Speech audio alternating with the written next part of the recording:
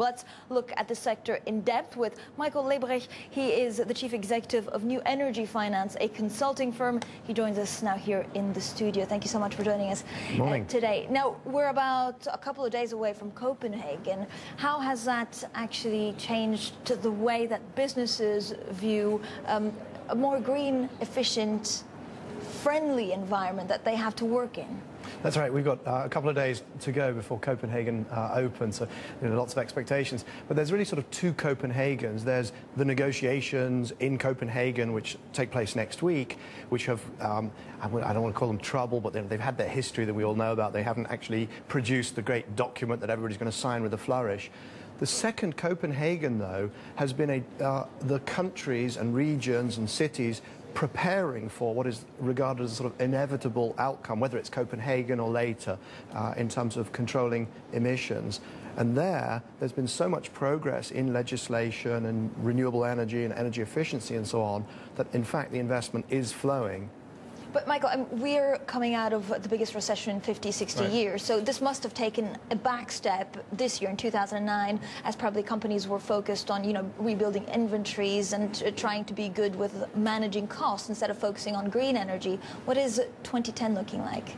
For sure, this has been a tough year. Just 2010 is going to be record territory, we think.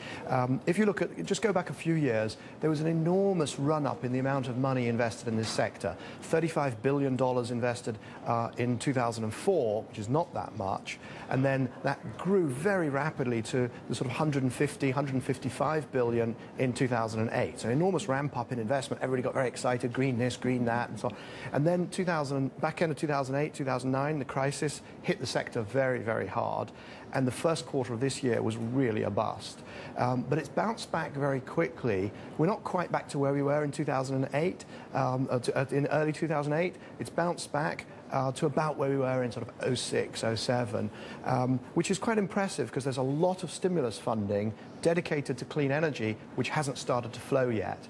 So what you're going to see in 2009 is the industry continues to recover, the people's risk worries recede, the effective banking rates, debt rates come down, and the stimulus money is going to start flowing. So we're going to see a lot of money going into renewable energy and energy efficiency. Michael, are we also going to see more investors in this sector just because valuations came down and actually the prices were hit by the crisis? Oh, for sure. There's a reset button been hit on valuations, because as all that money got pumped into the sector, in particularly sort of 2007, we saw values go up by around 60%. The NEX index, which we use, went up by around 57% in 2007. I mean, huge excitement and exuberance. And then the reset button has been hit during the crisis. So now it's at a much more sort of reasonable level. Michael, we're talking about Copenhagen and the fact that actually even the UN is downplaying the fact that they can sign this huge agreement, that first Copenhagen you were talking about.